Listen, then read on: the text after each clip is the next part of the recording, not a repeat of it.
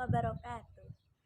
Halo teman-teman, saya Rindu Sabda Lutfia di sini akan menjelaskan tentang perbedaan Al-Quran, hadis qudsi, dan juga hadis nabawi. Ingin tahu lebih lanjut? Tonton videonya sampai selesai.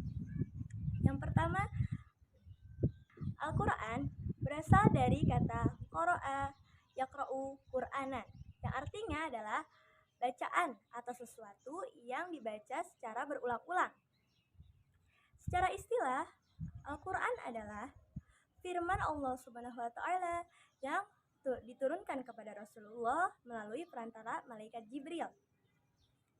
Sementara qara'a artinya mengumpulkan atau menghimpun, dan qira'ah adalah qira'ah yaitu merangkai huruf-huruf dan kata-kata satu dengan yang lainnya dengan satu ungkapan yang teratur sesuai dengan firman Allah Subhanahu wa Ta'ala pada surah Al-Qiyamah ayat 17 dan 18. A'udzu billahi minasyaitonir rajim. Bismillahirrahmanirrahim. Inna 'alaina jam'ahu wa qur'anah fa idza qara'nahu fattabi' qur'anah.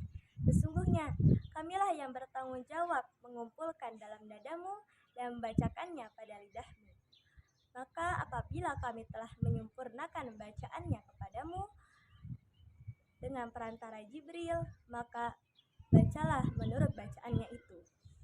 Nah teman-teman, Allah Subhanahu wa Ta'ala menamai Al-Quran dengan bermacam-macam. Yang pertama yaitu Al-Quran, sesuai dengan firman Allah Subhanahu wa Ta'ala pada surah Al-Isra ayat 9. A'udzu billahi minasyaitonir rajim. Inna hadzal qur'ana yahdi lillati hiya aqwam. Al-Quran ini memberi petunjuk kepada jalan yang lebih lurus.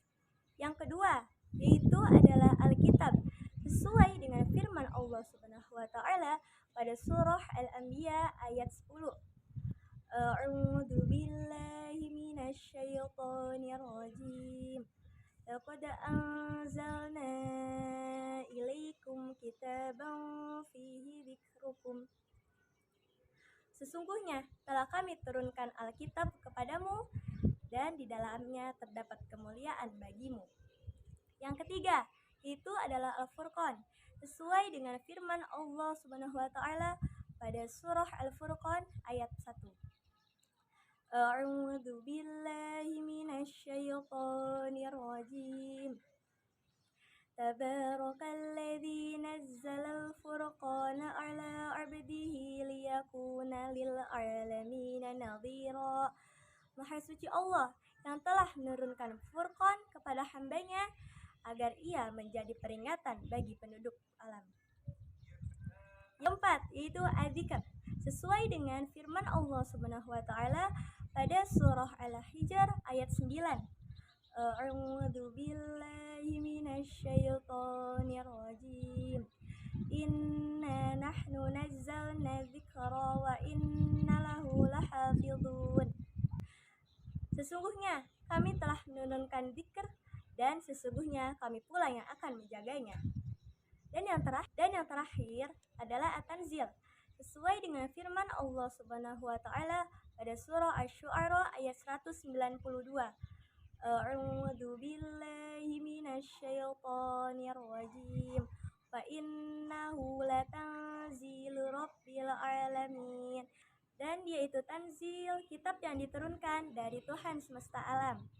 Nah teman-teman, selanjutnya saya akan menerangkan tentang perbedaan antara Al-Quran dengan hadis qudsi.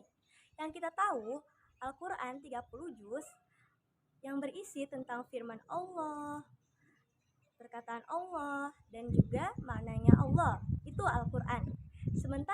Sementara hadis qudsi adalah perkataan Allah Subhanahu wa Ta'ala yang diubah menjadi perkataan Rasulullah Shallallahu alaihi wasallam. Dan wa ma'nan indallah wa lafdun inda Rasulillah.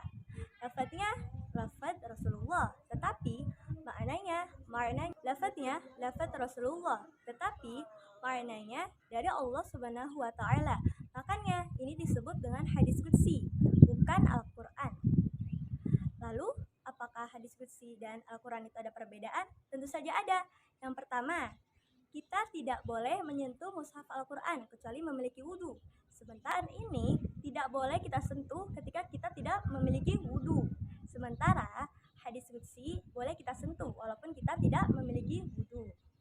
Yang kedua, ketika kita membaca Al-Quran, mengamalkannya, dan mempelajarinya, tentu saja kita mendapatkan pahala.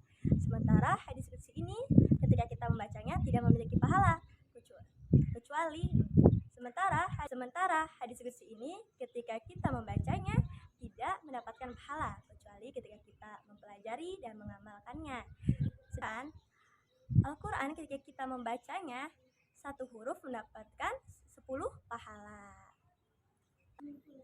Lalu yang ketiga, Al-Quran kita baca dalam keadaan sholat. Nah, teman-teman pasti bertanya, hadis qudsi kan mengandung firman-Nya Allah, apakah boleh kita pakai ketika sholat? Tentu saja tidak boleh. Jawabannya, karena hadis qudsi adalah perkataan Allah Subhanahu wa taala yang telah diubah menjadi perkataan Rasulullah. Selanjutnya, saya akan menjelaskan tentang perbedaan antara hadis qudsi dengan hadis nabawi. Hadis nabawi adalah ucapan Rasulullah yang berisi tentang himbauan, larangan, peringatan, perkataan, dan perilaku yang dinisbatkan kepada Rasulullah Shallallahu Alaihi Wasallam. Hadis nabawi ini terbagi menjadi dua sifat. Yang pertama, sifat tauqif. Sifat tauqif adalah kandungan yang diterima oleh Rasulullah Shallallahu Alaihi Wasallam dari wahyu yang beliau sampaikan kepada umat Muslim dengan menggunakan perkataannya. Di sini, walaupun kandungannya dari Allah, tetapi lebih banyak perkataan yang dinisbahkan kepada Rasulullah Shallallahu Alaihi Wasallam. Yang kedua, yaitu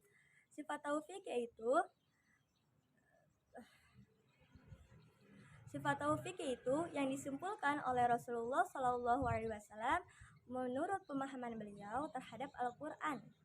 Ya, salah satu tugasnya Rasulullah itu adalah menerangkan atau mengambil istimbat dari Al-Quran melalui perenungan atau ijtihad. Teman-teman di sini pasti berpikir, hadis nabawi secara maknawi juga dari wahyu. Tetapi, mengapa tidak diberi nama hadis qudsi juga? Kita di sini memastikan karena hadis qudsi itu maknanya diturunkan dari Allah karena adanya nasah dan syar'i. Makanya pada awal hadis qudsi selalu ada qala Allah Ta'ala atau qala Allah Azza wa Jalla atau yaqulullah. Hadis nabawi tidak ada.